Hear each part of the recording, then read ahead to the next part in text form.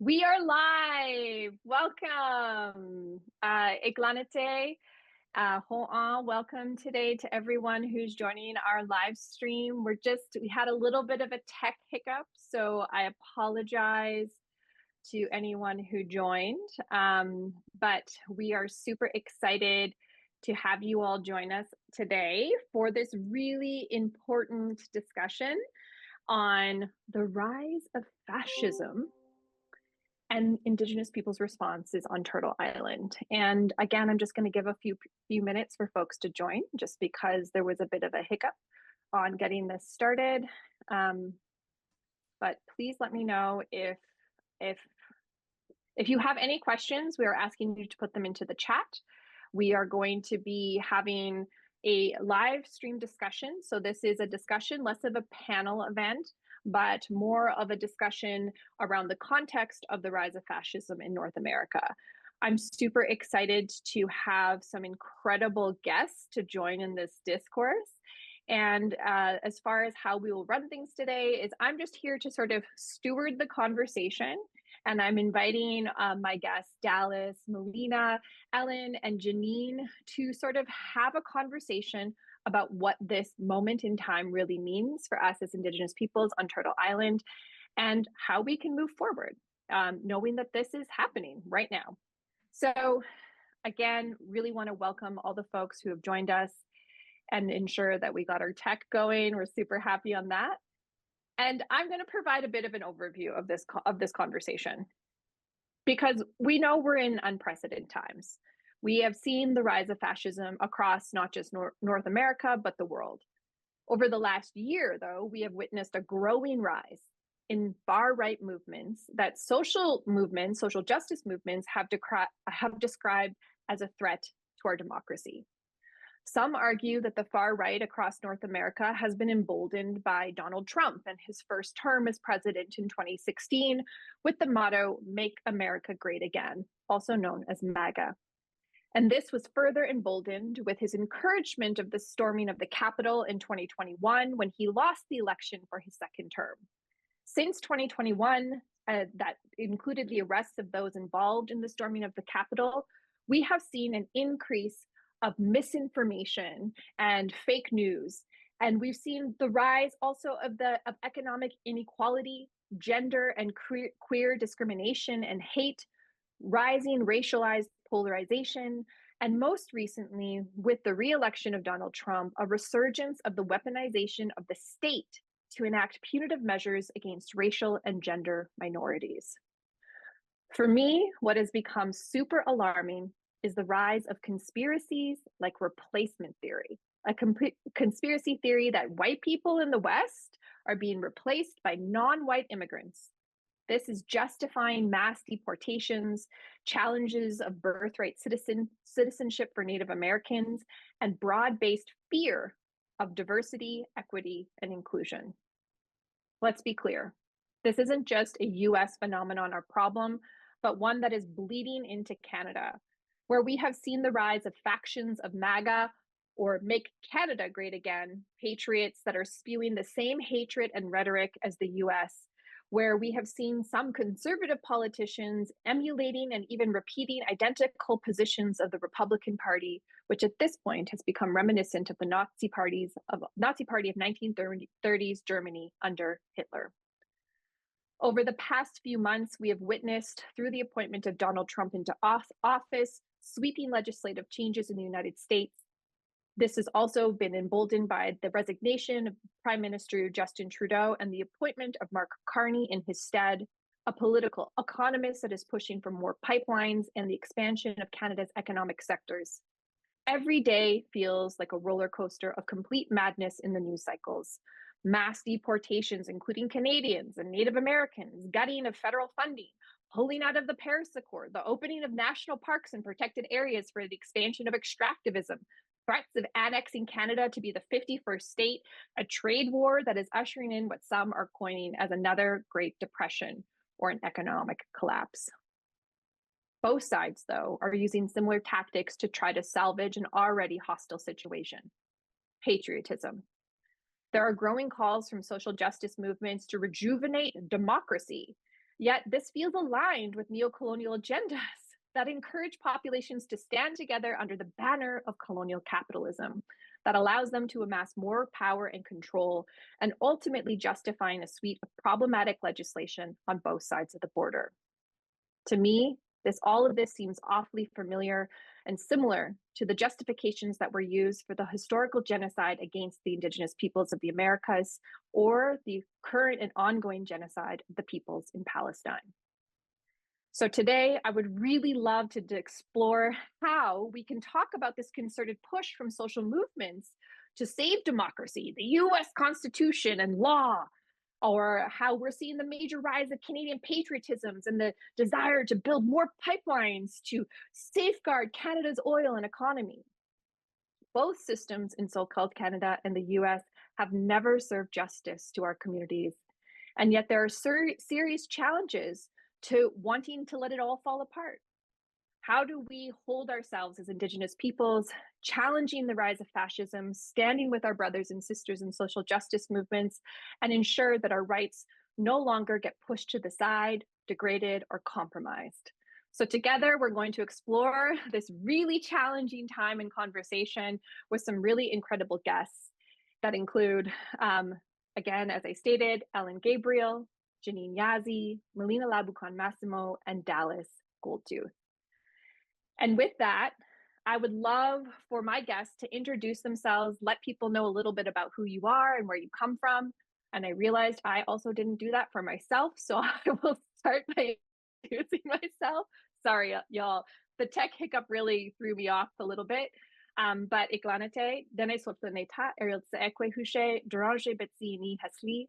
My name is Eriel Tchekwie Deranger. I'm a member of the Athabasca Chippewa First Nation, which is a member of the Treaty 8 territories. And I currently live and reside in Treaty 6 territories in the Enoch Cree Nation territory outside of Amiskwichi-Waskahigan, and I'm the executive director and co-founder of Indigenous Climate Action. And thank you for coming and joining us today. And I will pass it to whoever wants to introduce themselves first.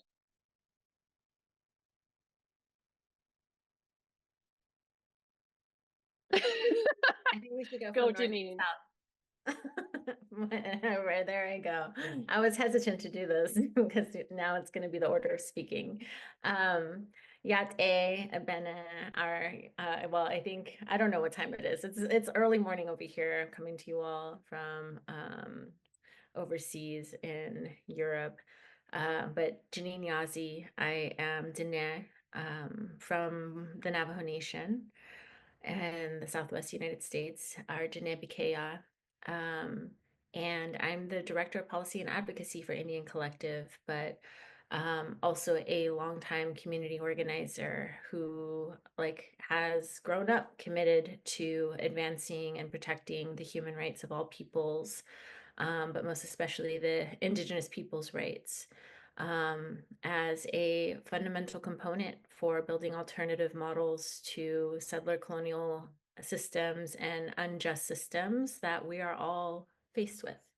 So happy to be here today with such beautiful relatives, and I will pass it on. Do you want me to name who I should go to next? Because it's going to go to Dallas. I knew it. My name is Dallas Goldtooth. I'm Dakota and Dene from the Lower Sioux Indian community in so-called Minnesota, and I'm excited to be on this little shindig here, coming to you all. And I'm a writer, actor, and organizer, and just happy to be a part of this conversation, coming from the U.S. side of that medicine line, that imaginary border between so-called Canada and the United States. Thank you. I'll pass it to Melina. Shucks. Tansegwakia, Neo Melina Miwapin Laboucan-Massimo Nia Nihiao Kinaskumtanawao. I am Nihiao. I was born in my community of Low Buffalo, Treaty 8 territory in so-called Alberta, but also calling in from Amiskwichi-Waskahigan, shared territory in Treaty 6 territory here, also known as the city of Edmonton. And also, longtime organizer. I'm really happy to be on this call with all these amazing people who I've found inspiration from and have been in solidarity with, and have worked in various different campaigns over the years and walked with in protest and all the fun things that we've unfortunately have had to do to protect Indigenous people's rights, when we should be really planting seeds and doing all of the things to get our communities prepared for the climate crisis. But we still have to continue to do the work to stop all of the harm of extractivism. But that is because I come from a community that I was on a blockade when I was 7 in 1988. It's Little Buffalo, it's Laboucan Cree territory. And since then, as a young organizer in my teens and then into my 20s and 30s, part of NDN Collective as a board member, and then also helped co-found ICA and worked there at Indigenous Climate Action, and also founded and worked as an executive director at Sacred Earth. Have also worked as a fellow at the David Suzuki Foundation, a longtime climate and energy organizer. And I've also filmed a TV show called Power to the People, which profiles Indigenous climate solutions, eco-housing, food security across Turtle Island. And I'll pass it over to Ellen, who I have so much respect for. Hi. Yeah, Melina. Wat kan wada sa gwagong katsitsakos na yujats tanoganyakto kana sabaga ganagada. Welcome everybody to this it's what I think is going to be an interesting discussion. My name is Katsitsakwas Ellen Gabriel. I'm from the Gahaga or Mohawk community of Ganasadaga, which is an hour northwest of Montreal. I'm an artist, activist for the past 35 years, and recently started making documentaries to reclaim the narrative for our people. So yeah, for inviting me. I'm also a board member of Indigenous Climate Action. So I think that I just really wanted to extend a lot of gratitude to all of you for making the time to have this discussion. I've seen a lot of panels and discussions talking about this moment, but really talking about it from more of like a social justice movement overall, what we need to be doing. And I really feel like there's been a missing context to like what this means for Indigenous peoples. My dog is barking. I am so sorry. But I'm just like, well, first off, I'm just going to name, we don't have gender parity. Sorry, everybody. But I really tried to have 2 voices from south of the medicine line, 2 voices from north of the medicine line. And Dallas, you're the odd man out at this point. But you're just going to have to hold it down for all them men's out there. But right now, as Indigenous peoples, the world is easily a scary place living under colonialism, as it is and as it was. So how has the recent rise in fascism and the ultra-right changed things for Indigenous peoples across Turtle Island, if at all? And I'm opening it. I'm not gonna point to anyone. Whoever wants to take it, take it. All right, I'll jump in here and keep my answer short because I think it's important to contextualize like the lived reality and experiences of Indigenous peoples leading up to this moment, right? Like going to before the election and before we knew how that was going to turn out. It's important to note that for those of us who have been working in movement spaces and on front lines and in international, like doing international organizing with Indigenous peoples from all across the world, it has been established fact that one of the most dangerous positions to be is to be an Indigenous person defending land and water and territories from exploitative and extractive industries and the governments that support them. I mean, it's been established fact across the board that Indigenous land rights defenders were disproportionately facing extrajudicial killings, forced imprisonment, were being being forced into political imprisonment at higher rates than any other demographic. And in that work, we have always been in solidarity with oppressed peoples and like systemically oppressed populations around the world and here in the United States. And so I feel like coming from that context, we have known that because white supremacy and heteronormative patriarchy is the roots and foundations of settler colonial governance systems and structures, that history repeats itself and it comes back into these cycles. And we anticipated, where others thought that, there was a clear shot to win in Kamala's campaign, that we shouldn't take that assumption for granted. That we needed to recognize the real impacts on people watching a genocide being carried out live and across, media platforms was going to impact the way people engaged with the electoral system. And then we should also realize that it shouldn't be surprising that the actual data from the election results tell us that even that didn't really have like the definitive impact on whether or not Kamala won or lost. It was white men that put Trump into office again. And so that shouldn't be surprising. And so I feel like what we have seen and can note and have experienced in terms of like the fact that we have all benefited from incremental progress, and from Indigenous people's sovereignty and self-determination being more and more upheld, the increased investments into climate action and climate change. Like these were all incremental progress that we've benefited from, but we always knew that they weren't sufficient. We always knew that they weren't enough, and we always knew that they weren't secure. And so I feel like what we're seeing from right now in this moment is the removal of that window dressing, that like everything's okay now, that we're living in a post-racial society, that we're living in a progressive society in which we're living under a true democracy, right? And like, right, this is an attack on democracy. We were able to approach that narrative in a more nuanced way, and be truthful and honest that we have never really achieved a true democracy in this nation. And that is still a shared and collective responsibility for all of us.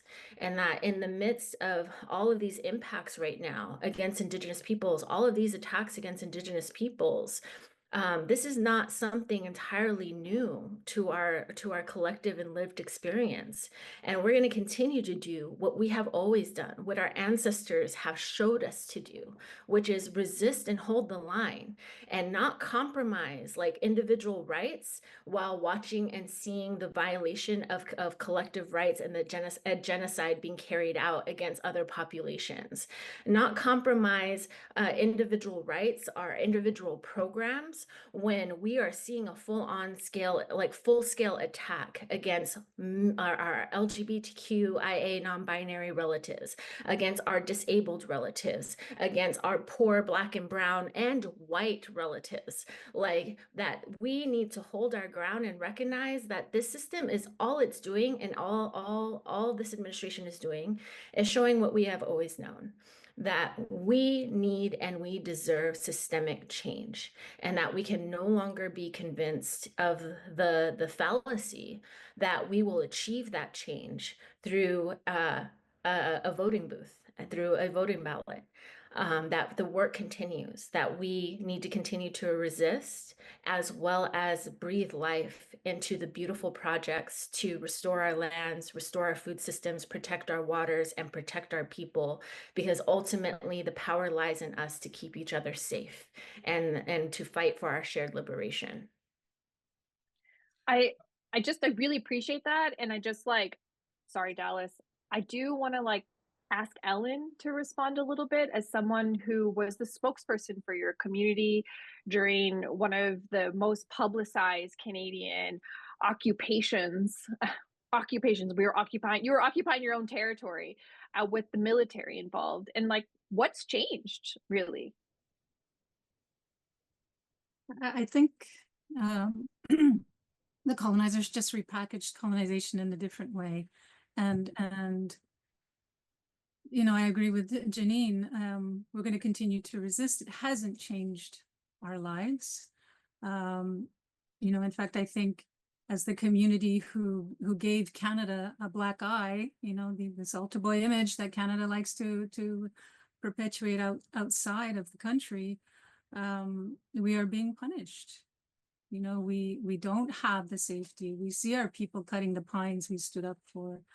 We see a lawlessness, while the white settlers are still taking our land. You know, we've lost more land, and this so-called democracy that people talk about we have to protect, it wasn't for us. That democracy was not for us.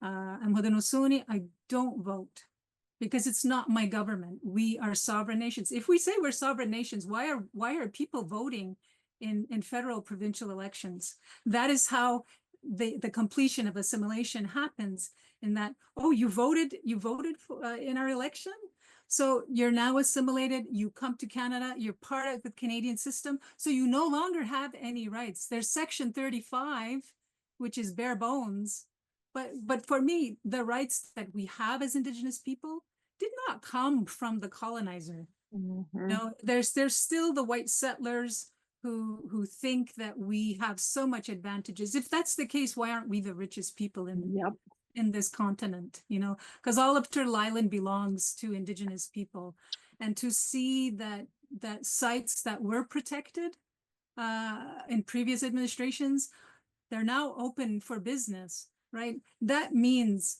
that they're, you know, and especially in the United States, the doctrine of discovery still stands in the United States. The Marshall decision, I don't understand why nobody has contested the Marshall decision since it became, you know, so-called law. And so the democracy that we see is really a democracy that is part of the oppression that Indigenous people have endured for so many generations. They're still trying to erase our existence on this continent. And for the record, I do not call myself a First Nations, because that comes from the colonizer who says we came from the Bering Strait and you were the First Nations to occupy you know, North America.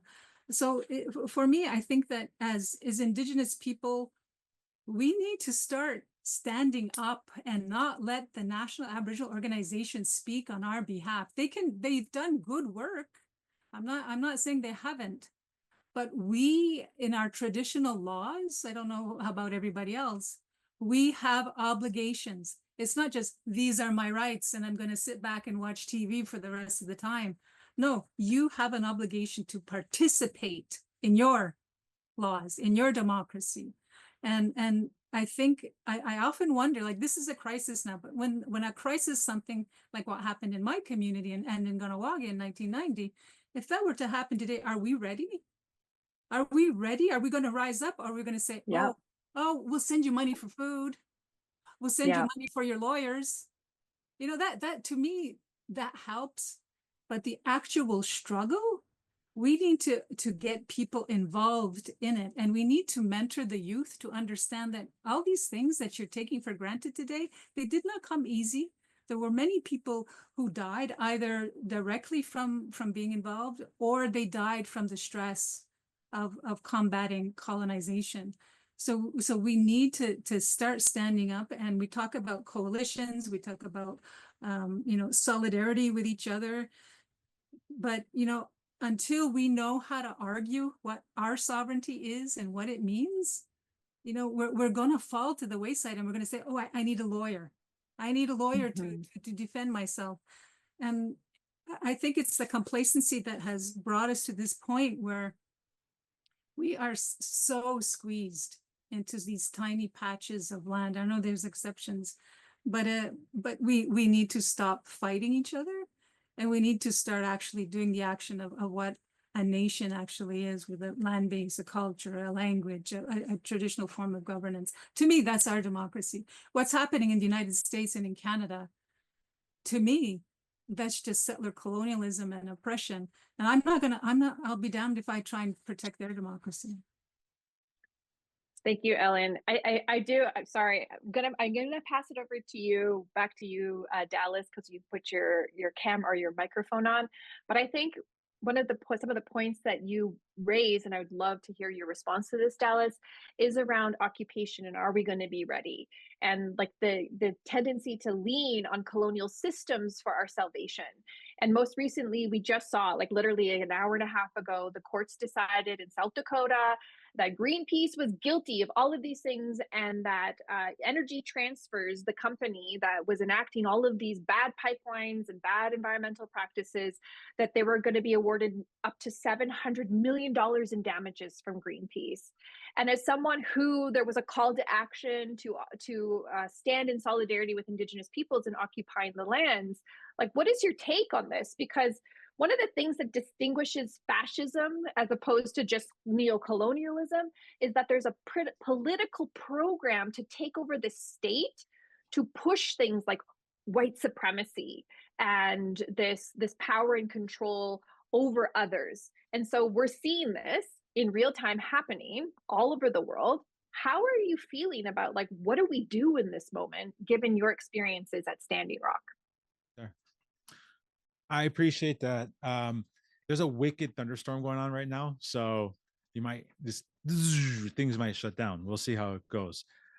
First of all, I want to acknowledge all the folks on this call, and it's so great to be on with my heroes. Also, a fellow Napster with Janene, went to high school together. So shout out to Naps, go Buffs.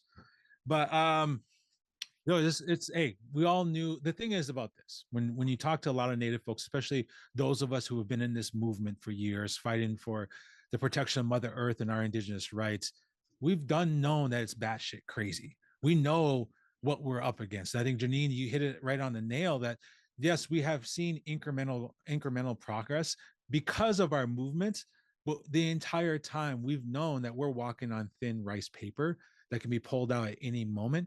And so when Trump won, I think a lot of us weren't surprised at all that he won. Not in 2016 and not now. We're not surprised the growing fascist movement, both not only in the United States, but also in Canada and across the world, because we know that narrative, that language, those stories have been there and continue to be there because they are the foundations of capitalism. They are the foundations of the modern world, where one group of people say we are better and we are destined to be better than you are. That was manifested by Trump on his big pontification in front of U.S. Congress when he said manifest destiny. I guarantee you, majority of U.S. Americans in the United States, most Americans remember that barely from social studies, but those of us natives know fully well what manifest destiny means. It's this idea that America is destined to expand, to grow its empire. And that means going to Panama. That means making Canada the 51st state. That means going to Mars, all this stuff. So I guess we are cognizant of the tenuous position that we are in, but we don't give up, right? And that's the idea that what Ellen is saying is that we are not giving up our struggle, but we also are not advocating for a return to the status quo, because the status quo was not pro-Native, it was not pro-Indigenous, it was not pro-Dakota or Tishakoan or Dene. It was as a pro-imperialist approach. So we don't want to go back to that. Last thing I'll speak to, Eriel, you asked directly. There's, for folks that don't know, there were Energy Transfer Partners, who was the company behind Dakota Access Pipeline, sued Greenpeace, said that they're the ringleaders of this movement, this indigenous-led movement. They said that Greenpeace is the one that did it all. And we're all like, that's fucking makes no sense, but okay. And they had a jury trial, and the jury came back today and said, yeah, Greenpeace is on the hook for like a couple $300 million that they have to pay back for damages to Energy Transfer Partners, for slanderous statements that they said, and for the fight to divest from them. And it's all bullshit. That's what it really is. And we were never going to get justice within the court system that is antithetical to Indigenous sovereignty. And so we continue to move ahead. But also I want to acknowledge, shout out to institutions, organizations who are not Native, who stand up in defense of Native communities, like Greenpeace, who did come down and did help support in some way, but they weren't fucking ringleaders. And if ETP you're watching right now, you're bullshit and you're lying out of your ass, because we know who the leaders were. They're grassroots people, they're matriarchs on the ground, and there were tribal nations that you can't sue, and that pisses you off because you can't sue them because they have sovereign immunity. So just gotta say that, and that's it. I'm gonna pass this over to Melina and try to like bring this back into the Canadian context, because we talk a lot about everything happening in the United States, But we're seeing just the fallacies of like the democratic process. It doesn't protect the rights. There's this tendency to try to avoid fighting with the natives because of the fact that we have these ultimate rights over these colonial states because we've existed in these places since time immemorial. And so like Melina, like you've been like working with governments, you've worked with environmental organizations, you've advocated for political and policy changes, but what has actually changed for our people from like what like has that challenge gotten harder with the rise of fascism, or is it just pretty much the same old fight? I mean, I'm not going to sugarcoat it. I think it will be harder. We will have less support. We will have less funding. What we've seen already is philanthropy taking off their mask and saying, oh, we don't have to support DEI. Well, then let's not support DEI, you know? So I think that the people that really believe in equity, diversity, inclusion, that believe in Indigenous rights, that believe in the protection of Mother Earth, that believe in environmental justice and climate justice, they're going to be the people that continue to support movement spaces, and the people that were previously supporting it. I'm hearing from a lot of different kind of spaces that support grassroots and movement, you know, organizations that like funding's being pulled and things like that. So it's going to be a little bit harder to do the work that we do. And I think the disappointing thing is like what Janene said, is that having to kind of like, for me, it feels like having to remake the work that we've already done, right? Like it's like all of us on this call have been doing this work for at least 20 years plus. And I'm like, oh, 20 years of my life. Cool, cool, cool. Right. Now we have to redo that work. But it is incremental change. And we know that we have not seen the benefit of democracy in the ways in which it's all been communicated. So I won't repeat, but all articulated, you know, so well that democracy doesn't serve us as Indigenous peoples. In fact, we are constantly having to fight to have our rights that are already enshrined in the Canadian Constitution. Say in Section 31, we have to even just say, let us have the ability to fish, hunt, and trap. Let us have the ability to access our own homelands. And yet, even though it's enshrined in the Constitution, it's not respected, it's not protected. So we're honestly trying to always have to protect the little tiny 0.02% of reserve land and then traditional territory that we have that has really been encroached upon, destroyed. And so a lot of Indigenous peoples don't even have that ability to live off the land in the ways in which we want to. And instead we have to fight fascism as something to do, as opposed to going back and, you know, living on our homelands, relearning our languages, saving our seeds, preparing for the climate crisis, which is what I think really that we all need to be doing at this point in time. Because even though all of these man-made institutions and structures say otherwise, we know that there's a climate crisis coming. And I think a lot of us, especially vulnerable communities, aren't ready. I'll pass back to you, Eriel.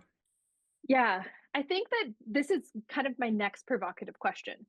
Like, I'm seeing a lot of our allies really trying to shift a lot of their energies towards saving democracy. You know, like, we got to save the American Constitution. We need to get a good politician in government in Canada to save us from Trump and the crazy right-wing agenda of the United States, as if these colonial democratic systems are where our salvation lies, to eradicate fascism.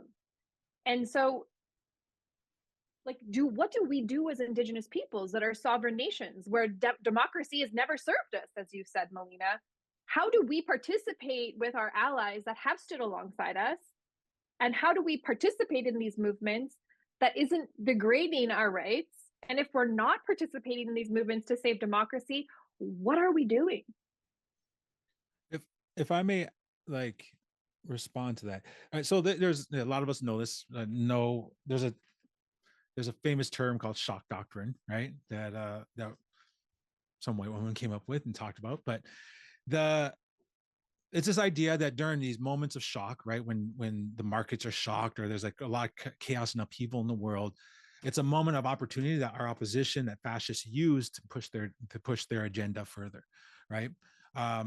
And we're seeing that right now. We're seeing this right now, this moment. And I think you're spot on. We've all said it, right? Is like, there's this whole move to defend democracy, but defend it for who, right? We understand that in the United States, the big buzzword is the return to rule of law. The rule of law, that's the same. The rule of law It's the same system that allowed for all the treaties to be broken. The same system Yep. allowed for our land to be stolen. It's the same system that stole our children. It's the same system that got Dakota Access Pipeline built. And so it's really, you know, don't get me wrong, we absolutely need to oppose fascism. We need to oppose white supremacy and all, and protect what institutions we have, because they allow those institutions people of color and poor folks depend upon. But I guess where we head towards, like, I'm trying to figure out like what's the answer, where do we work towards? I think one is understand this. What we're seeing right now is exactly what it speaks to, what a lot of us in movement talking about for generations, is that stories change the world. That storytelling, narratives, our entire world is built on narratives. And what we're seeing is a push of a story by a fascist movement to normalize hatred, to normalize othering. And so we have to really work on our storytelling on this movement, which we've been doing for a while. But I think I want to focus on the conversation around democracy. Democracy isn't just about elections. If we think about how Indigenous communities have existed, and of course, mindful that we're all diverse and we all have different systems, but it comes on the relationships, reciprocity, and shared responsibility. And I think if there's anything in this opportunity for our allies to learn from, is to really look at how Indigenous governance looks like, and also for us as Native people to really evaluate our own systems of governance and see, okay, if this world is crumbling and we have an opportunity to build something out of it, then let us really evaluate how we want to govern ourselves. And then also share that with others and teach and have a conversation. Not give it freely because that's our knowledge, but also say, hey, you can build off of this in which we have practiced for time immemorial. I'm just going to open it up. Absolutely. I want to build off of that because Dallas is making so many important points that I want to continue to drive home because it bears repeating. I leading up to the election, before we knew what the results were, we were already hearing on the state side, the need to work on saving the democracy. And as even in those conversations with allies and with partners in the movement that, we've been engaged with, and in general, not me personally, but Indigenous peoples have been engaged with, have been supporting, and doing political education with, there was a complete invisibility of this imagining and this imagining of what saving democracy looks like and what building a multiracial democracy looks like. There was still an invisibility of what Indigenous sovereignty and self-determination looks like within that imagined democracy. And I found that so astounding and so telling, but there's also historical roots to that, right? When we look at what it means to build a true democracy, and taking into context the entirety of our history, the reality that we're under a settler colonial system, it's important to note that one of the departures in the 60s during the civil rights movements between Black and Indigenous communities is that Indigenous peoples have always maintained we are not fighting for equality in an unjust system. We are not fighting for equality in a system that doesn't value our women, that doesn't recognize our non-binary relatives, that doesn't recognize and respect our forms of governance, our traditional governance, our value systems about what it means to center community well-being and harmony and sustainability and reciprocal and respectful relationships with our natural world. Everything that Dallas said and what Ellen said, that, and that became the point of departure during a very critical movement for rights for many different peoples in the United States. And now we're back at that juncture, we're back under similar, again, how this comes full circle. We're back under similar oppressive circumstances, under similar surveillance and criminalization of social justice movements and climate justice movements, similar criminalization of Black, brown communities, similar attacks against women and femmes and non-binary relatives, and erasure of those relatives. And so we really need to root ourselves in a more critical analysis of what has transpired throughout history and what lessons do we need to learn from that, and ways that we need to root ourselves in our collective power and strength, and the role that Indigenous peoples play and creating and informing an alternative vision and alternative solutions for everybody, for all peoples, and for Mother Earth. Because we have not forgotten what it looks like to be part of real governance structures that center community well-being. We have not forgotten what it means to live in fullness of our respect for all sacred life. And we have not forgotten our responsibility to all of Mother Earth and to our future generations. And we know and we remembered and we preserved and we've cared for and we've revitalized and we've fought for all of the ways that we can carry on that wisdom and use it to build something better. And so I feel for everyone that is like scared right now, that is being disproportionately impacted by the actions of this particular administration. But I've been scared because the surveillance and attacks against our movements, especially Indigenous-led movements, like predate this administration. We had several speakers talking about how these legal systems, these political systems don't serve us, how that we've seen it time and time again manipulated to privilege the preferred outcomes of those with power. As Indigenous peoples, we have always known we have been up against a global oligarchy. And now's the moment for everyone else to realize that and to take lessons and strategies and a vision from the people who have maintained a path of resistance against that, and who have, even while we have been resisting and protecting our communities and dealing with the historical trauma and breaking cycles of trauma and decolonizing from internalized colonization and lateral violence, have still been creating the most effective solutions to take care of our lands, our waters, and our peoples, to take care of our children, and to stand courageously in defense of all peoples against genocide. We have a lot to show and to teach, and we need people to stand with us in this moment more than ever. And so if you want to save democracy, it begins with land back for Indigenous peoples. It begins with upholding and protecting Indigenous peoples' rights to self-determination and sovereignty. And it also begins with working from the points of intersectionality where we can also make room for reparation for our Black relatives and for protection of our migrant relatives who are Indigenous peoples displaced by neoliberalism and colonial policies. And we protect and we restore the right of our non-binary relatives to be who they are and to bring their medicine into our communities, into our societies. Thank you, Janene. I think this is such a good point. Land back is that's the crux of it, this is coming back to the original peoples of these lands and territories. But I have want to bring it to Canada for a second, because there's a lot of contextualizing the US issues, but Canada is really being pushed out there, in particular the replacement of Justin Trudeau with Mark Carney as being the democratic country that's not going to allow this crazy right-wing agenda to infiltrate our country, and we're going to hold democracy. But it's also being couched in this framework of let's make our country strong without the United States, which means let's open up more oil and gas projects, let's violate more Indigenous rights. So in that same context, both to Ellen or Melina, what do you feel like how does Canada fit into this discussion when we talk about saving democracy? Because Canada's trying to come onto the platform, the global platform, of being the democratic, nice country that loves their Indigenous populations. How do we deal with that in this context of this conversation?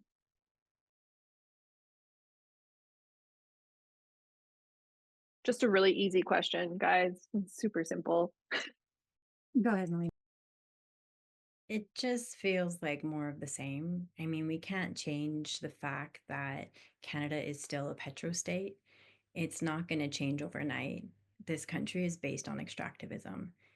From my homelands in the tar sands, Eriel's homelands in the tar sands, all across Turtle Island, there's so much extractivism happening here. And I think a lot of times the reason why people see Canada as a, democratic peacekeeper, environmentalist, is because Canada's a really big country and there's a lot of land to destroy.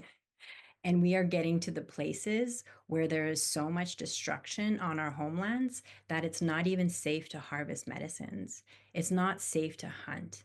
My dad hunted a moose probably a decade ago, was finding yellow tumors, yellow carcass, like a yellow inside meat And so like that's from the toxified vegetation that animals are eating. So I think it's really easy to look like that from the outside, but what you see on the ground is something completely different. If anybody wants to come home and walk our territories, come walk and see how dry and how drained the landscape is. The water is like right now millions of cubic liters are being drained from our watersheds, glacier fed water systems, you know.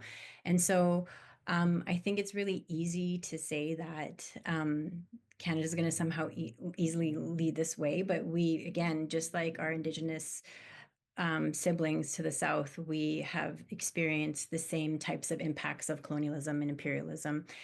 And building pipelines is not going to get us to another place. It's just going to further entrench us into fossil fuel extractivism. That is not the direction that we need to go, where we're just going to continue to be like the laggards on the climate international scene of not being able to reduce our GHG emissions. And so I think it doesn't really bring us to anything new. It's the same, more of the old.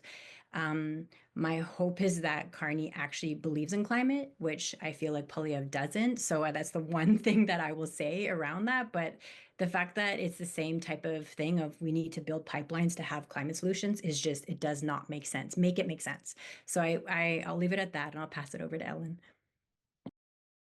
Yeah, thanks, Melina. Well, you know, we're still living in an apartheid state. We still have the Indian Act. And so Canada's not off the hook. Canada's, you know, I think it's Indigenous people that will continue to expose Canada for the hypocrites that they are. I mean, Canada contributed to the genocide that's happening in Gaza, and it still continues, right? Like the US more than Canada, but it's still continuing. And if we look at our laws and our customs, when we think about the value of human life, the value of all the things that have been talked about, whether it's the medicines, the four-leggeds, the fish, the water, they just see it as commodities to make a profit from.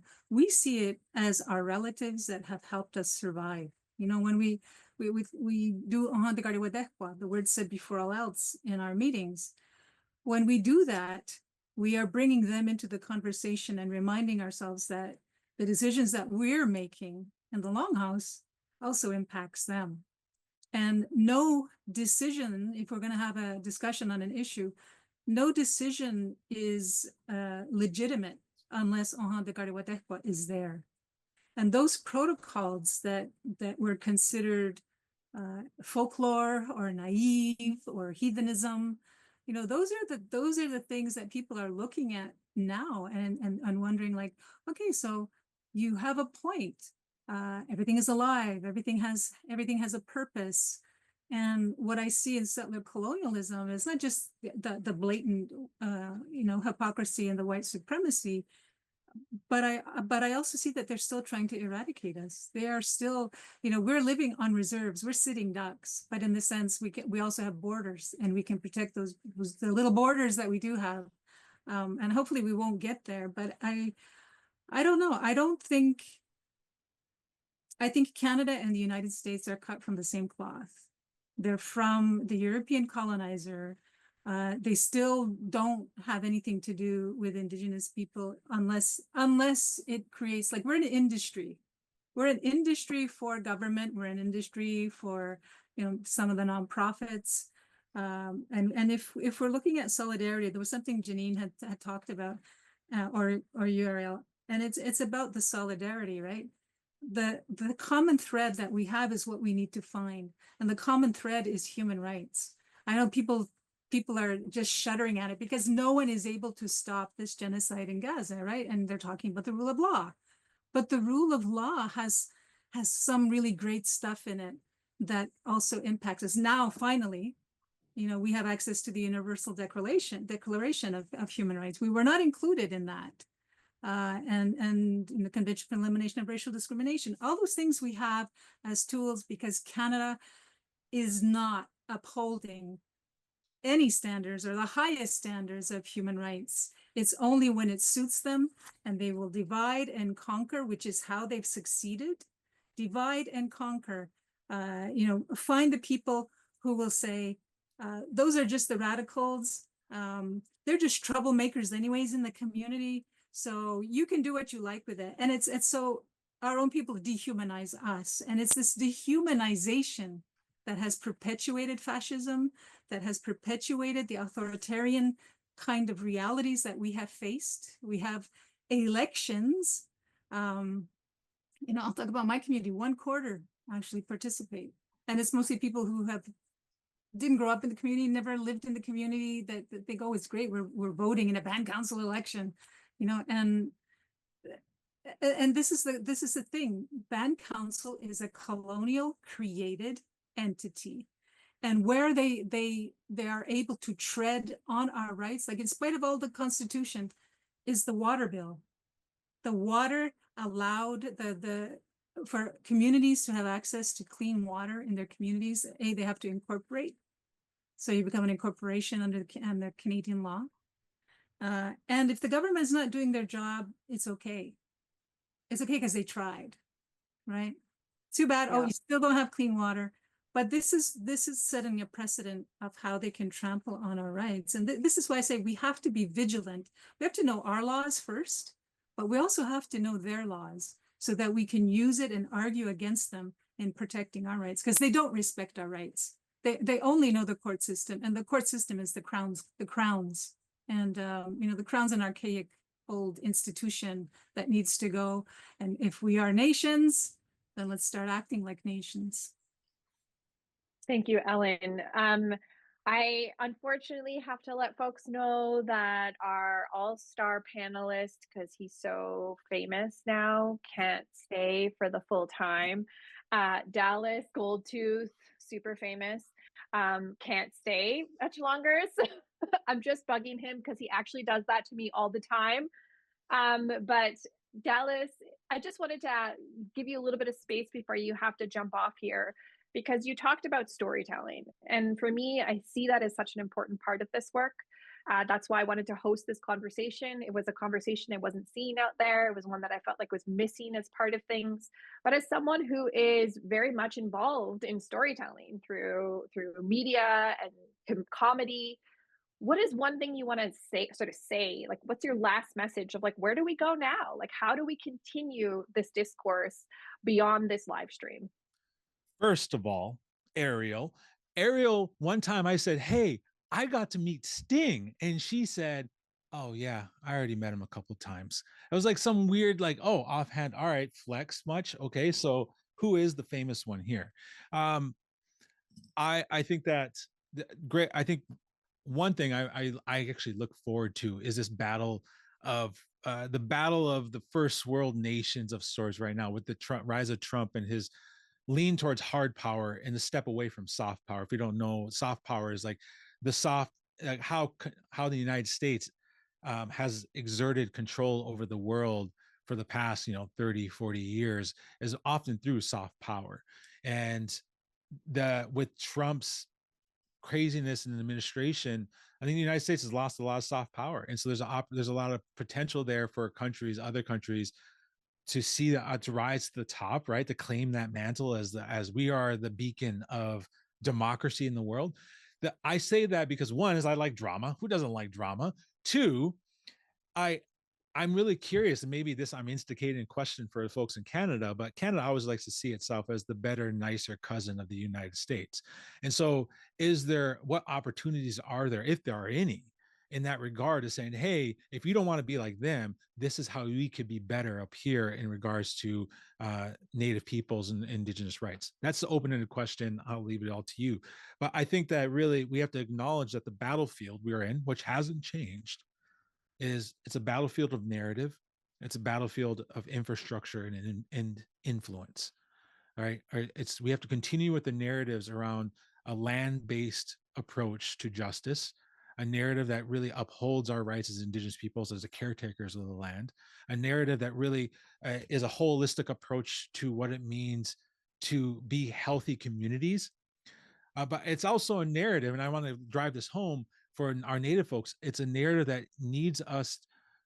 We already have it. A lot of communities already have it, but to also understand like to develop a class-based analysis when coordinating and organizing with other communities who are impacted, who are also under the boot of empire, and really understand that the purpose of empire is to keep us separated. And really true, to build the power that we need, we have to collaborate and coordinate with other communities who are just barely getting by, as well as our people. I think that goes into coordinated strategy, developing strategies with each other. And I think that really leaning into soft power, right? Building narratives that really influence culture of saying, this is what we want. This is the radical future. This is the radical imagination of how we want the future to be. And we want people to join it. I'll leave with this. There's a sister of ours, relative of ours, a lot of us on this call have worked with her, named Sharon Longo. We used to work with the Ruckus Society. And she taught me this. I don't know if she got it from somewhere else, but the goal of an organizer, especially a goal of art activism, is to make our movement look fucking irresistible. And that is our goal, to pull people in, because really when it comes down to it, our movement is not about anger or hatred, it's about love. Our movement is about building a better future for our families and our relatives who live next door to us. And so that's where our energy comes from. That's the core, and we can't lose sight of that. But we also have to understand that resistance is rooted in that. So resistance, I'm going long-winded here, so I'm sorry. You gave me I'm leaving. I'm going to hang up right after this. But one other thing is we have to understand of how, in the process of our colonization, that how we understand resistance has also been colonized, right? We picture resistance as throwing the Molotov cocktail and like storming these buildings, all this stuff. But that's also a romanticization that media has told us. And so our own people be like, fuck yeah, that's what I'm going to wait for that. What are you waiting for? Because that's not going to happen. In the meantime, our opposition is being strategic and taking our legs out from underneath us, which is a Karate Kid reference. And so really we have to be forward thinking, but also re-examine what does resistance look like, and follow our matriarchs and those who are actually leading and showing that, and backing them up as much as possible as we continue to move forward. That's it. Matthew, Dallas, I don't know if any of the speakers want to say thanks to Dallas before he jumps off with that mic drop moment. Appreciate y'all. Thank you very much. And thank you for Indigenous Climate Action. Always great folks doing great work. Thanks, Dallas. I actually kind of want to follow up on that and like toss it out to you all. I had some questions, but I actually want to change it now, because I think that there's something that he said in there, because it's like, what do we do now? And everyone wants to do the sexy. Everyone wants to, like, you know, throw the Molotov cocktail, do the protest, get arrested, and feel empowered. But empowerment doesn't come from these one-off actions. It comes from building power. And I feel like this conversation and storytelling is how we build power. And I think back to our traditional forms of governance and collective decision making is that people would hold these councils. Like, I hear of these councils that lasted days and days and days, where we just shared stories and we shared strategy. And it's really like one of these questions that was actually on the Facebook, from the Facebook Live, is what inspirations and lessons can you share with relations who are similarly facing fascism and radicalizing right-wing nation-state governments? How do we share from those experiences? Like, how do we go back to our roots and have these moments of council where we sit and we discuss and we share our strategies so that we can come together and see each other? I mean, I feel like that's how I learned as a young organizer, was sitting in circle with community, with elders, intergenerational circles. And that's how I learned our movement history. That's how I learned strategy. I was taught by other movement organizers, you know, like through Ruckus, through the Indigenous Peoples Power Project, really understanding how to become strategic. Because I agree with you, Eriel. I'm not one of those people that wants to throw. I am really like, I'm such a Cancer. I'm like, I don't want violence. Like I am a Cancer lover at heart. And so I want to figure out how to be strategic in a way that is long-term and sustaining our people, sustaining our movement, sustaining our families.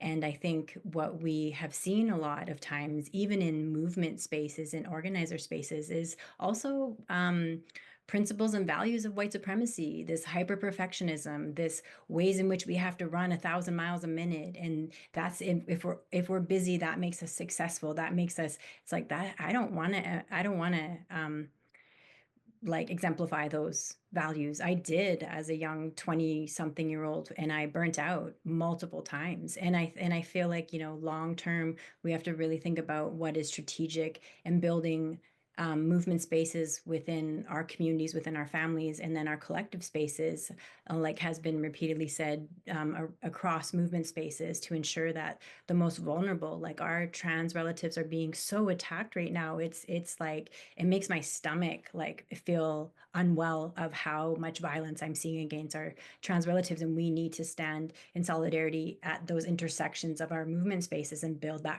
those collective care structures. And I think, you know, bringing back that narrative, because I think a lot of times we have been successful in the past of narrative, of talking about narratives. People have wanted to join us, but a lot of times then those narratives are co-opted, even by the right, you know? And so I think that co-optation we have to be careful about, and we have to rethink what is strategic. And I agree with Janene around learning the lessons of the past and then utilizing what is, you know, what makes it strategic now, using some of those lessons, some of those, but we can't perpetuate the same things that maybe have worked in the past. Maybe they won't, or maybe they will. So it really depends on how we really think you know, and work together across movement spaces. And I do, you know, that collective care structure I really take from our own ceremonies and our own peoples, you know, where the most humble people were for us as Indigenous peoples, were the most like revered leaders, you know, where they were the ones that were always redistributing wealth, right? Through the potlatch system that I've learned from, you know, being friends with people in the West Coast, but also it reminds me of our giveaway systems, right? Of that redistribution of wealth. And that was always something that was so key. And so I think there's just a lot of lessons, again, to be learned from Indigenous values that that we can really put towards the movement spaces. I'll stop there. Ellen, Janene, just like, how do we share? How do we share? I think it goes to what Melina was talking about, which has been, you know, basically what everybody's been saying. It's about a relationship. It's keeping those relationships strong. But what inspired me was exactly what Melina was talking about, listening to those elders talk about what life was like when they were trying to push back against the settlers, and them telling us, you know, you have to use ceremony, but you also have to know your enemy. You know, I mean, we assume that they're Christians, right? We're assuming because we see them pray before they do something, but what are those values that they really espouse to? It's and like they say, action speaks louder than words. So their actions are the bottom line. That's what seems to be their goal, because they have done so much. It's so brutal. I mean, colonialism is brutal. So we need to come at it from different directions, because nobody wants to be arrested. Nobody wants to really, you know, there might be some who don't understand what resistance is and they'll want to throw the cocktails, but I'm not one of them. It's scary to live with the unknown of whether or not you're going to get attacked. It's scary not to know if you know, if you leave the community, you'll be arrested, and you know, there was a lot of political prisoners in 1990. But the fact that we have come this far and we're still going to keep going on the struggle in 2025 because our rights are not being respected means that we're not doing enough.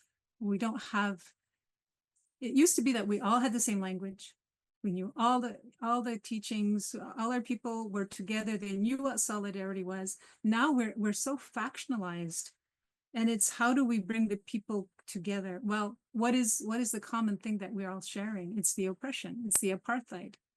What is it that we want? We want a better future. We want a better present. right? We want to be able to say to the children that you're going to have something when you're an adult and when you have children. In the Longhouse, we're always thinking about the faces not yet born.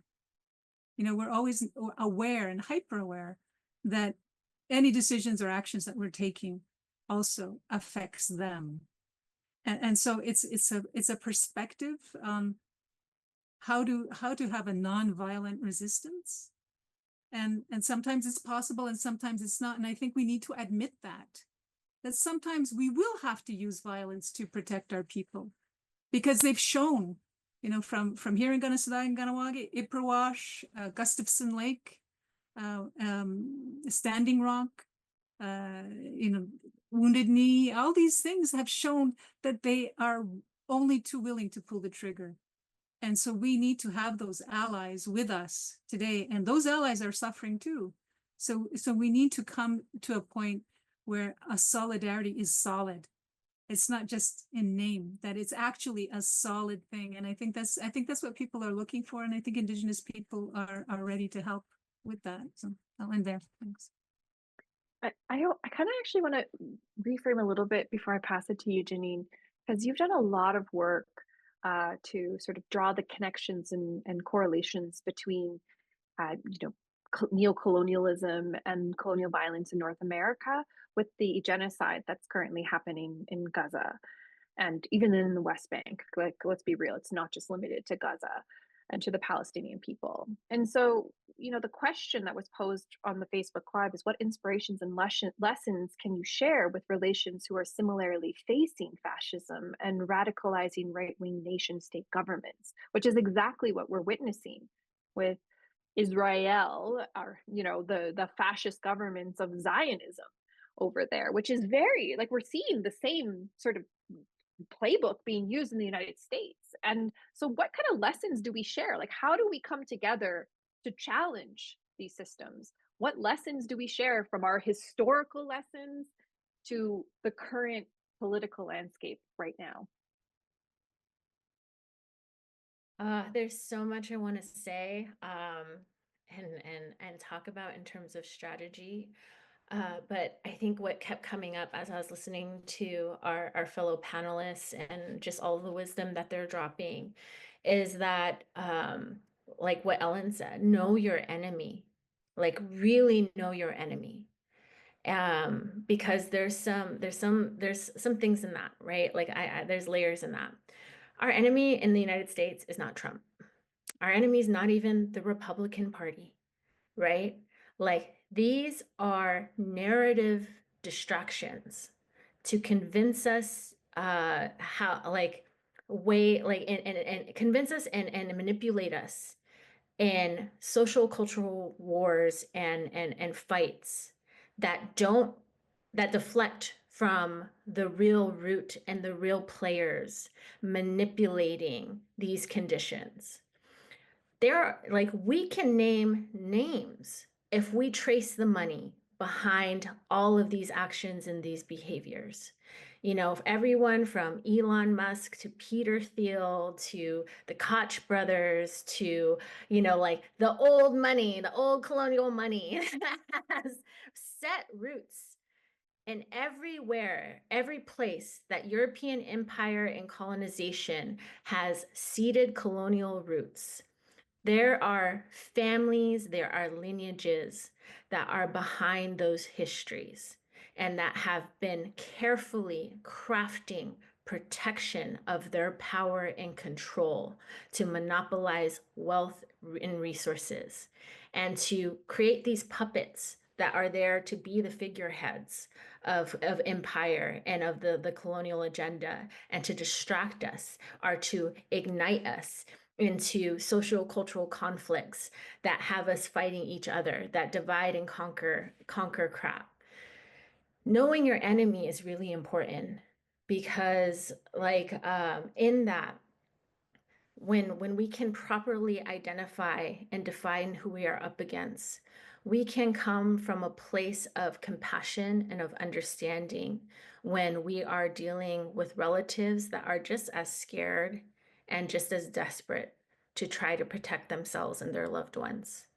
And at the end of the day, I think that that was missed. That was ultimately what was most missed in electoral strategies, is that so many Indigenous liberals and Democrat darlings like bought into the narrative of like Trump bad, we got to elect Kamala. And many of our Black relatives too, as well, like got bought into that narrative that electing a Black woman to presidency was going to be a signifier of collective progress and collective advancement. And we have to challenge that, because all of that incremental progress that I was talking about at the beginning of this webinar, this discussion, has only allowed us pathways for individuals to achieve success, as long as they continue to fundamentally uphold the values and the tenets of settler colonial systems and of supremacist culture. The minute they challenge that, what happens? They get freaking erased and manipulated. They get their power taken away. And so we can no longer accept these manipulations and these false narratives built around identity politics and social cultural conflicts that tell us that individual progress is a signifier of collective progress, because it's not. I mean, that's where the US has done everyone a favor. And maybe this was just the trajectory that the US needed to go in, because this can be a lesson for other places that Elon Musk has his grimy fingers on and he's trying to manipulate, right? Everywhere from Canada to Europe to Australia. He's trying to come in and bring his doji teams to restructuring government. And if you don't pay attention to what the mess that is being created, the ridiculousness that's being created in the United States, it's going to happen. But I strongly feel they overplayed their hand. We need to show them they overplayed their hand and learn from what's happening here to prevent that from happening in Canada's elections, to fight with everything you can to ensure that it doesn't descend down the same pattern, but you also still don't fall victim to the false narratives of who we're really fighting. Because we are fighting the rise of a global oligarchy, and the chaos that they are manufacturing and that they're creating is meant to make us fight each other. Yeah. To go back to a mindset of scarcity and think that we have to fight for our own thing and not focus on our collective liberation. But this is where we need to be committed to not react and come from a place of fear and recognize that the biggest lesson for everyone that is facing fascism and the radicalized right-wing extremists like movement in their countries, they all play by the same playbook. Mm-hmm. And if we go back to history, if we study those, if we see that and look for the patterns in what's happening now, we can appropriately respond so that we can always stay in our power and protect each other in response to that. I just want to remind or share a little story. In my community, Treaty 8, fighting the tar sands, Melina talked about it, her community did. And we were run in our province by conservative government for years. And Canada was led by a conservative oligarchy, right-wing government for years under both Harper, and then I was with Delmac, was that his name, in the province of Alberta. And it was hard. It was really, really hard. And everyone thought, oh, we got to get behind the electoral politics and usher in the NDP and the Liberal government and everything will change. Not a lot changed.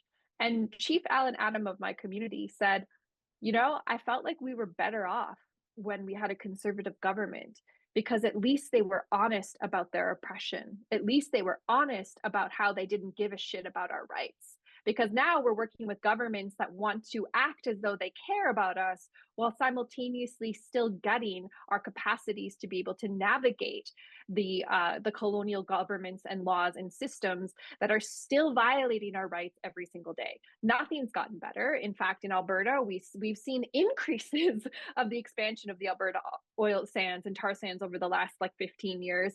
The Liberal governments have done a lot to indigenize and create spaces for Indigenous voices, but have not substantively changed the circumstances for Indigenous peoples. And so this rise of nationalism as a way to circumvent fascism is this phenomenon that we're currently seeing, which is the the context of this conversation. And someone asked a really good question in the chat on Facebook, and they said, how does nationalism impact, and I'm going to put something in here, Indigenous land protection? Because I think that that's an important thing. How does nationalism impact Indigenous land protection or land defense? Anyone who wants to take that.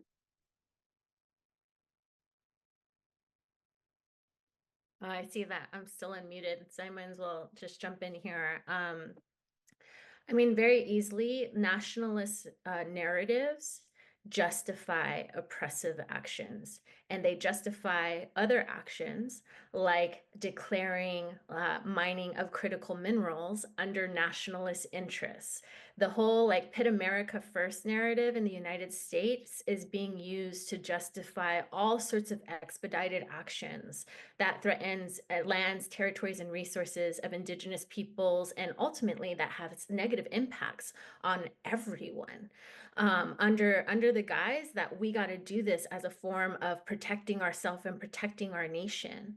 And you know, this again, like it just goes back to settler colonial roots and like the doctrine of the doctrine of discovery and the principle of manifest destiny. These have always been used as narrative tools to convince people that the violent acts of empire and of colonialism were justified for the well-being of man. Because at that time they weren't trying to hide that they were just fighting for the well-being of white men, right? But like we have convinced ourselves and have bought into the narrative that somewhere along that history, like that nationalism extends to protection of all peoples that are like considered themselves citizens of a certain country, and it never has. I mean, military service doesn't protect you from the most harmful actions of a nationalist narrative if you don't fit the descriptor of being a middle-class white man. You know, like it doesn't give you immigration. It doesn't secure your status as a citizen. It doesn't protect you from criminalization of Black and brown communities. It doesn't protect you from the prison industrial complex. It does not afford you social and protections, healthcare, or your right to education. Like these are all like, there's a cognitive dissonance when we talk about like the great project of American democracy and all those rights that it should have afforded like everyone, citizens of the United States, and what is actually happening and how easily those rights are being taken away because people don't present themselves as American citizens, meaning Black, brown, like ethnic minorities that are being targeted right now by these massive ICE raids. And so we need to be able to see beyond that veneer. We need to have a more like a stronger, nuanced political analysis about what nationalism means. And it's critical because right now we are still seeing Indigenous peoples, Indigenous Democrats talking about like, see, this is what y'all get because you didn't vote for Kamala. Like you better go and invest in and donate to the Democratic Party right now as a solution to what's happening right now, as if they don't have a memory that extends beyond Clinton. I mean, even with Clinton and Obama, right? Obama was president when Standing Rock happened. Like, as if they don't have a memory of all the ways the Democratic Party has failed to protect the fundamental rights and the collective rights of Indigenous peoples. Like, this is why we need a political analysis. This is why we need truth telling. This is why we need people of every background and in every field that you're in. You don't need to become an organizer. You don't need to go lead some frontline activism. Where you are at right now and whatever occupation you are in, it is the time to act, to defy, to dissent, and to defend. Everything that we care about, just guided by the one principle that we need to now more than ever protect and fight for our collective well-being. And that's the antithesis of nationalism, is being committed to each other's well-being. Thank you. And I put a secondary question, Melina, because I think it's kind of connected to this. So we have rising nationalism. How is it affecting our capacity for land defense? But there's also this direct threat of the growing nationalism in the United States for the annexation of Canada. So what is the perspectives? Is this an equal threat of the nationalism here that already exists? Or is it an equal threat from the Canadian industry neocolonialism? Which is worse? I don't know if we can choose which is worse, but I mean, nationalism has always been used to trample on the rights of Indigenous people. What's in the best interest of the state? What's in the best interest of the citizens of the country? Like, they use the citizens as if they're going to benefit personally from a pipeline, or they're going to benefit personally from a condo development. And, you know, it's all part of the process of colonialism. It's just we're just using different silos. We're just doing different vocabulary, and that's really, I think that's really important for us to take mind if we're going to examine this whole process of so-called democracy. Is the vocabulary that is being used, and the perpetual dehumanization of Indigenous peoples, whether it's here on Turtle Island or elsewhere. And again, it goes to what they came for 500 years ago, which is to make money off the land and at anybody's expense. You know, the doctrine of discovery. You're either with us or against us, and if you're against us, we're going to kill you. You know, essentially that's what they were saying. Not in those words exactly, but you know, we have the Indian Act still hanging over our heads, and people are like, what do we do with the Indian Act? How do we get rid of it? And we need it for this, and we need it for that, rather than thinking that perhaps there's a human rights component to it, and for us as Indigenous people, our human rights is connected with the rights and the health of Mother Earth and all our relations. We don't separate them, right? And that's the difference between Western democracy and I think Indigenous peoples' democracy, is that the land is really, it's our identity. It's our languages are based on the land. Our ceremonies are based on the land. And when you think about how do we get out of this mess, I mean, we've been toiling for what? For us on the east side, you know, almost 500 years. We've been trying to figure out how to make our way in this world. You know, from the moment we're born to the day we die, we're just a number according to these colonizers. And you know, people don't understand that. Well, let me start over. People keep saying that they care about their children. So what are you doing to protect your children from a climate crisis where your home can be destroyed in the blink of an eye? What are you doing to help support the people who are oppressed in Gaza? Who, like, for me, and people were wondering, why are you supporting Palestine? Because they're human beings. You know, we have to lift everybody up. And if their rights are being impacted, who do you think is next? Who do you think is going to have all that AI that's being used in Gaza and in the West Bank? Who do you think is going to feel the effects of? Who do you think is buying all that technology? Right. So on so many fronts, we need the human resources to be able to hold that line, and holding the lines means protecting the earth as well. And nationalism, or you know, if we can go and say jingoism, you know, let's fly the flag, don't burn it though, right? It just doesn't work, because people have been spoon-fed what to think, what to buy, what is a beautiful person, what is a terrible person. This is what a terrorist looks like, and they're brown-skinned, by the way. These are the things that people do not even question. And I want to talk about the media. You know, the media has played a significant role in the dehumanization of Indigenous peoples all over the place, and they're dangerous. I think we have to look at what are the dangers that we are facing physically, mentally, and spiritually, and then try and figure out. We need to all get together. And I think this is a really great conversation to get people to start thinking about this, because this is not going to end tomorrow. This craziness is just beginning. It's not going to end just because another decree comes, right? But we need to see each other as human beings, and we haven't. we are still just seeing each other, I guess, as challenges to getting a pipeline put through, as people who, people, they think we're conquered. We're not conquered. People think that we're conquered, and I really dislike the fact that every time people start talking about the Holocaust or the genocide in Rwanda, they never think about the genocide that happened in the Americas, where 3/4 of the indigenous population were killed after 1 century of contact.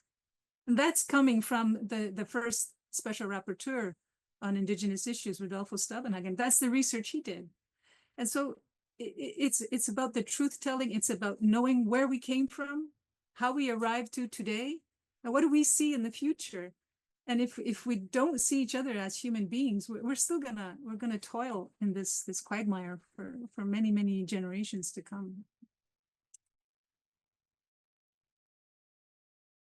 Yeah, I mean, I think nationalism is always been the crux of the issue in the Americas, because it allows for the continuation of colonialism, and it allows for an identity that is a newly formulated identity that's only existed here in so-called Canada for 150 years, and yet it's something that people cling to as something that they will die for, or that is like their identity, and it's just there isn't a lot of roots to nationalism. And I think that, unfortunately, other than if you bring it back to where it came from, to where people are actually from, and I think that's the ironic question that we all kind of find ironical, is that indigenous peoples are indigenous here. We're the original peoples, and who are the actual migrants, right? The Europeans that are here. And I think that's why nationalism is so strong, is because people don't want to see the history of their past. They don't want to come to terms with their own roots of white supremacy and their own roots of trauma, trauma that comes from Europe, trauma that they've inherited, that they ran from, and then they brought here and re-perpetuated that trauma they were living under the crown. And so it's like this amnesia, this collective amnesia of history that allows for the perpetuation of the cognitive dissonance of nationalism.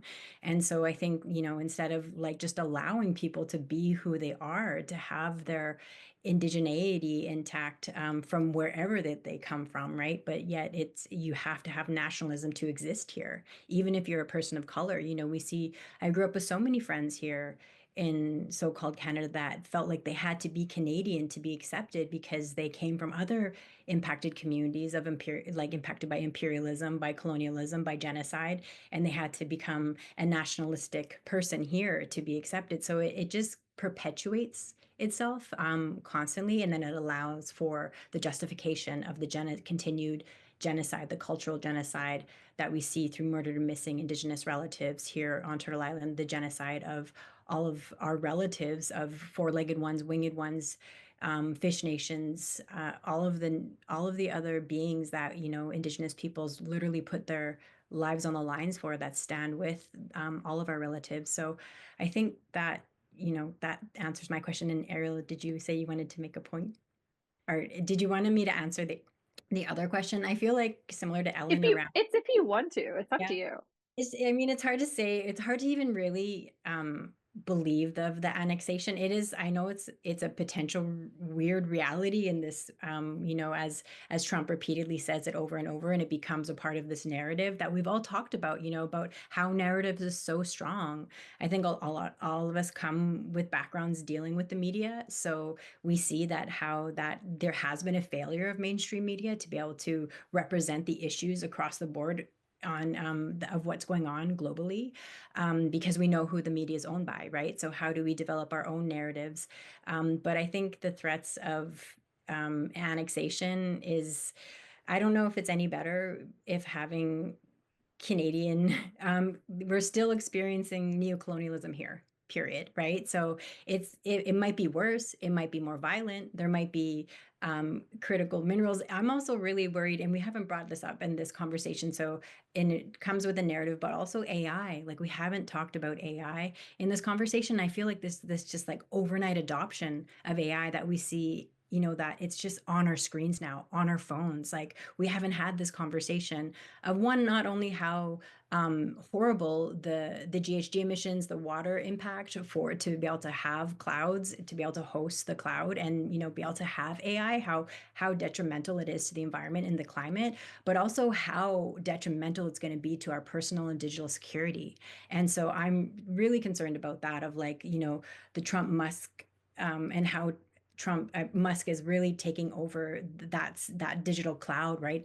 That security, and that really threatens a lot of us. And I think that's not something that we've kind of engaged with, that type of surveillance that we will see in the future.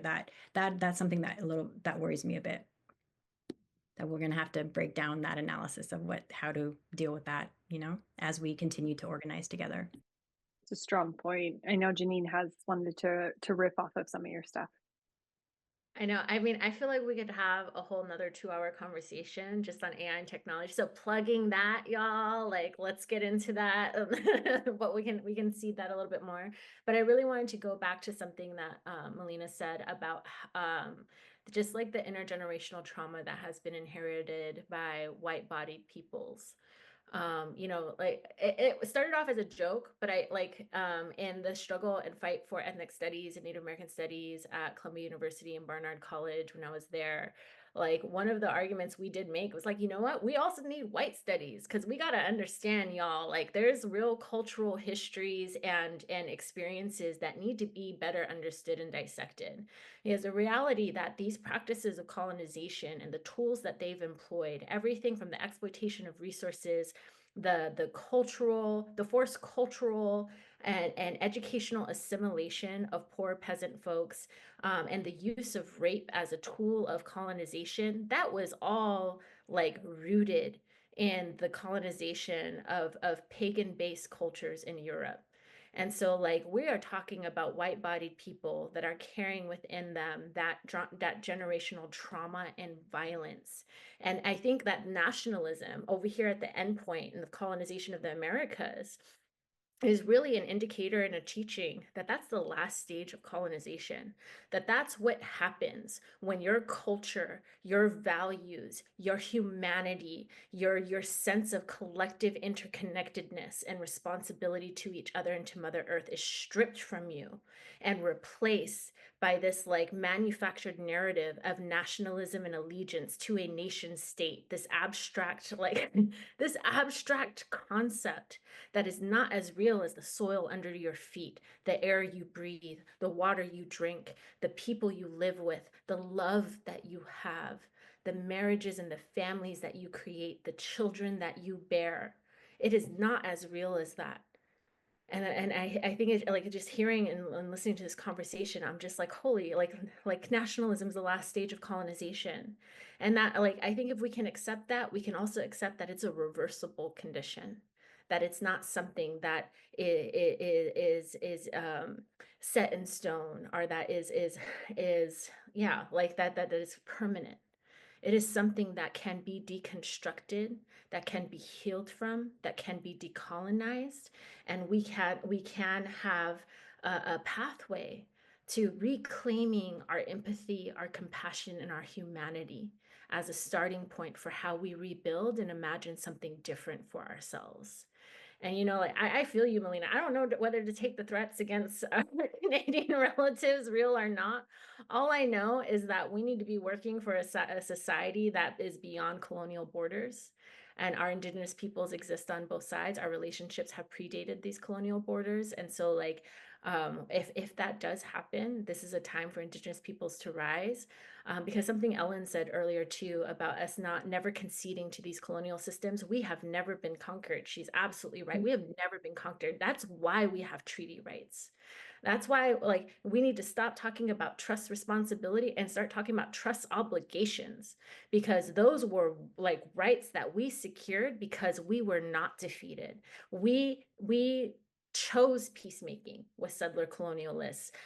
We chose to give up arms against settler colonies in exchange for the idea that we could coexist in peace, that we, as long as we remained on our ancestral territories and were allowed to live with our own governance structures, to live and restore our ways of life. And like history has shown, that those treaty violations means that we have every right to defend ourselves, our communities, our peoples in whatever way necessary. And like, it doesn't mean that like we would ever fight the same way that settler colonialists have. We never have, and we never will, because we have never lost our humanity in that way. But we will like defend our peoples and our territories in whatever way is necessary and available to us. And I think that that's something that we need to continue to remember is a point of our strength and our right, of our own birthright of resistance and resilience, to honor all the people that have come before us and have fought for our right to breathe and to live in this day and age. And we're going to continue to seed that for the next generation. So we're almost at time, and I just really want to emphasize something that Ellen said earlier, and that has been kind of said but not explicit, is that, you know, Ellen mentioned that we weren't even actually recognized in the Universal Declaration of Human Rights. And that declaration was, oh God, was 1940, 43, 46? In the 40s. 1948. Thank you. In 1948. And at that time, Indigenous populations were not even considered humans. And in some countries, we were governed or dealt with under Flora and Fauna Acts, as if we were just something on the landscape that needed to be eradicated to allow settler colonialism to exist. And so the importance of understanding the frameworks for the UN Declaration on the Rights of Indigenous Peoples and how it's a fundamentally unique and powerful instrument that is really rooted in the values of Indigenous peoples and the struggle against fascism is so important, because we've heard talking about individual rights. Oh, white supremacy is all about hyper-individualism, and like, how do you get to the top, and how our rights are collective. But that's embodied in the UN Declaration on the Rights of Indigenous Peoples. It talks about our innate relationships with non-human kin, that flora and fauna that we existed with.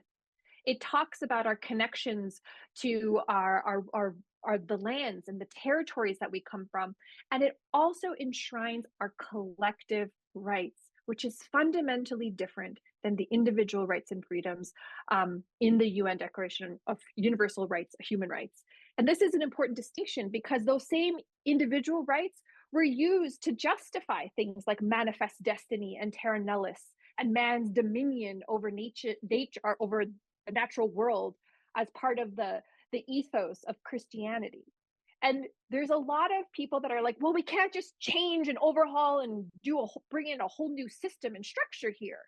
But the reality is the Indigenous peoples of the America and Indigenous peoples all over the world that were colonized, that happened to us.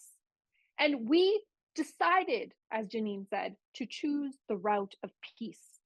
We decided to sit down with our colonizers and write treaties to find ways to share these lands together. And we did this because we understood collective rights as opposed to those individual rights and freedoms. And so this discussion around the rise of fascism and neocolonialism is such an important one in the context of not just upholding Indigenous rights, but of upholding the protection of Mother Earth as a whole. We are in a polycrisis that is often reduced to a climate crisis or a gender crisis or a political crisis, but we are in a polycrisis.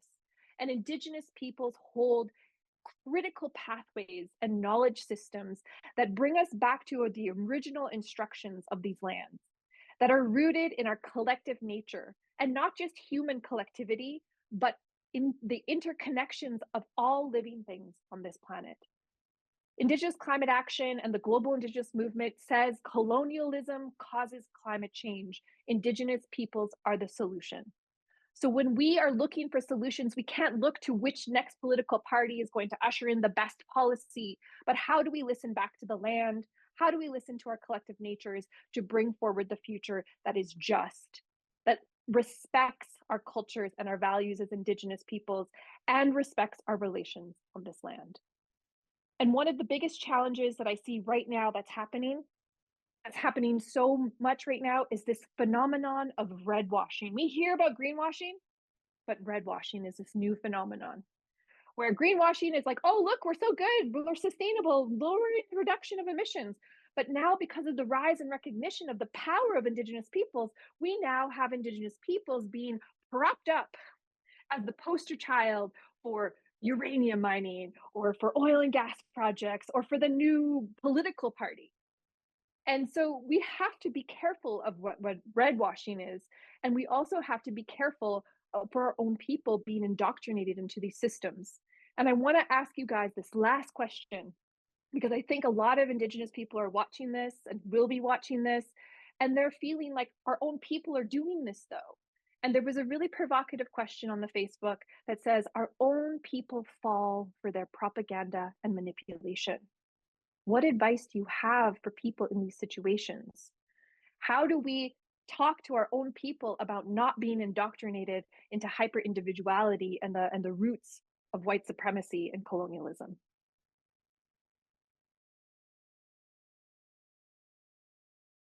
That's the $1 million question, I think. It comes to, what Dallas was talking about, and everybody's been talking about, which is storytelling and listening to those stories of how we got here, what our people had to go through. And sometimes our people are indoctrinated. They've been indoctrinated into a religious ideology that made them feel ashamed of being an Oglala person. And it's to try and reach them and to get them to understand that the only reason they wanted to share their spirituality was so that they could control our people. And there's nothing wrong with Christianity as it is, but when it tries to manipulate and it tries to justify, or any religion tries to justify the killing or maiming of a human being, that's an evil manipulation of a religion. And so educating ourselves, I know it's really difficult because people get sucked in, and I'll just suck on the Canadian context, that you have these negotiators who will say, oh, you're the best Grand Chief ever, you're so easy to work with. So they stroke the egos of these band counselors, and so they'll fight more for the colonizer than their own people, and they look down on their own people. So it's understanding that sort of cultural shaming, the trauma that we've been through. I mean, when I was growing up, cool to be an Indian, right? And all of a sudden, after 1990, everybody wanted to be an Oglala and say, oh, I have, my great grandmother was Mohawk or something, and there was something that you said that I've been saying for quite a long time, is that we should be assimilating, the settlers. We should be assimilating them. And they can keep their religion, they can keep whatever, but they need to understand how to take care of the land, what it means when we say, our laws, and everybody has different laws. But it's understanding and being proud. What does that mean to be proud, to be an Oglala person? An Oglala is like Indigenous. It means, literally translated, it means the real people. And so what does that mean to you? And if we can have those conversations in our communities, maybe we won't have the nepotism, the factionalism that we see destroying our ability to survive what is happening, what is coming. And I guess, it's not easy, but to be sitting in those uncomfortable conversations and try and listen to what the other person is saying, because we all have our own journeys. But the colonizer knows very well how to manipulate our people, whether it's through money or indoctrinating them into capitalism. There's different ways we can do that, but I understand the frustration because that's exactly what we're facing in many of our communities. How do we get over it? We don't have the magic answer. I think everybody needs to go back to their communities and try and figure it out and say, what you're doing, it's for the benefit of Canada, or it's for the benefit of a corporation. I have nothing against you, but the actions that you're doing is threatening the safety and well-being of our people and the land. Thank you, Ellen. Final words, Janene, Melina. Respond to the question, however you want to wrap this up. I'm just going to go back to what it means to know your enemy and to also trust yourself and stay rooted in humility. I think that's the one thing, the most powerful lesson I've learned from my elders and from older movement leaders is that staying rooted in humility reminds us that it's not our responsibility to be the savior of our people. That we need to lead by meaningful and purposeful and principled action. And in doing that, honor the love that we have for each other. We have some relatives that have been absolutely fully bought into the propaganda and the nuance, and a lot of that's not their fault.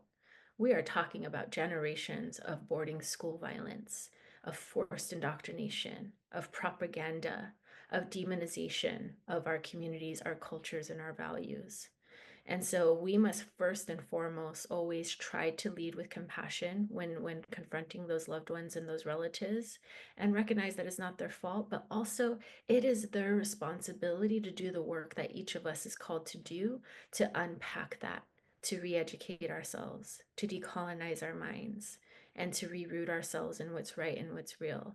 And the only thing we can do is show the way through our own actions, and to keep them in loving relationship, to honor them, to take care of them, to show by our actions what compassion and empathy looks like, and to also recognize when we just need to put down hard boundaries, because we also don't have to subject ourselves to lateral violence, our internalized colonization. We have work to do. We have bigger enemies to go after and fight against. And if they want to choose to be that way and they don't want to listen and follow the way, we don't need to waste our time with them. But we can still always ensure that we show up for them. And I think we showed our capacity for that with the COVID pandemic, because we were the ones protecting our peoples. It didn't matter what they believed, what religion they were from, what values they had. When our people needed us, we built up the mutual aid networks to protect everyone. And that's the power of our love. That's the power of our wisdom. That's the power of our values and our resilience. And we need to lean on that more than ever during times of conflict, because there's medicine in that. But yeah, it also doesn't mean that we have to put up with abusive behaviors, or that we don't fall back to traditional forms of governance where we did not accept and condone people who carried out violence against our women, our children, our non-binary relatives, our elders. We address that with like full exercise of accountability, our extradition from our communities, because we don't deserve to keep unsafe people in our communities. And so lead with love and compassion, establish boundaries when necessary, but always act with principled action. And those that are willing to heal and are willing to unlearn and decolonize themselves will find their way to us in community. Thank you. Melina. What Janene said. Yeah, I think it's a hard one, and I feel like redwashing is something that I remember printing in Redwire Media about, talking about the impact. And Redwire was a magazine that before social media, so those of the folks that organized before social media, I worked at a magazine called Redwire, and we distributed thousands of copies across Turtle Island into prisons, community centers, schools, and it was seen as like a kind of radical, but it wasn't radical. It was just really talking about the issues that young Indigenous peoples were seeing in our communities, and redwashing was a big one even back then, right? And so redwashing is a hard one because it is what perpetuates colonialism. It allows for the neo-settler population to continue to co-opt our people, to allow those people then to try to speak for, our people. And oftentimes they don't represent the collective. They represent, again, the individual. And that's the thing that I think I would want to end with is, well, one thing I'll say to answer that question online is understanding internalized racism has such an impact, like Janene said, on our communities, in our people, because of residential schools. So the intergenerational trauma is going to take a while to heal from. It's not going to happen overnight. And understanding that that our bodies from this trauma it's a somatic thing. So this is like deep within our DNA, right? And our core wounds. It's not just in our head. So oftentimes we can't necessarily debate people out of how they have internalized racism. So it does take a long time. So like Janene said, it's like, don't debate them if it's not worth it. But when we can share humbly the collective history of our peoples, and create awareness and education that bring truth-telling to our communities, I think that is how we really start to have those conversations in ways that is constructive and healing. Because really what we see too much is of cancel culture with social media is like, if you say something wrong, I disagree with you and I'm going to cancel you. And it's like, that isn't traditional forms of accountability. It's actually coming into circle, having restorative justice, having the conversations, holding each other to account, not just saying, I'm not talking to you anymore. That actually is, in my opinion, very colonial.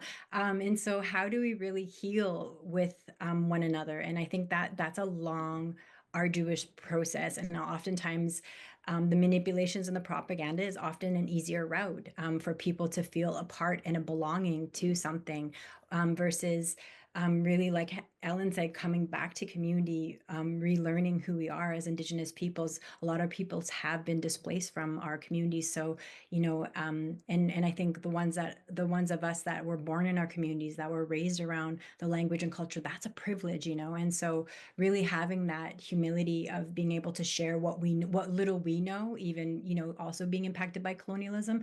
But really, I think after, almost 25 years of community organizing, really what I've come to understand on a more deeper level, even for my own healing and my own ability to continue to be an organizer, is really somatic healing, and really trying to understand how we heal ourselves internally within our own bodies, but also realizing that self liberation is not enough. It needs to be collective liberation. So how do we create not only the healing within ourselves, but the healing with one another? And that's through constructive dialogue like this today. So thank you, Eriel, for bringing us together.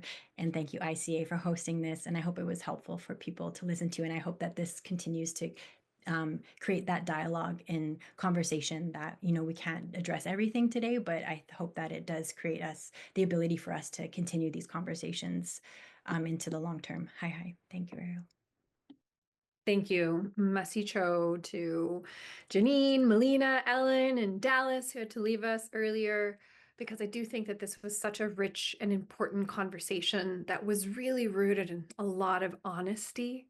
And I think that that's an important part of how we shift. How do we move? We can't be exaggerated. We can't be like romanticized, but we need to be honest.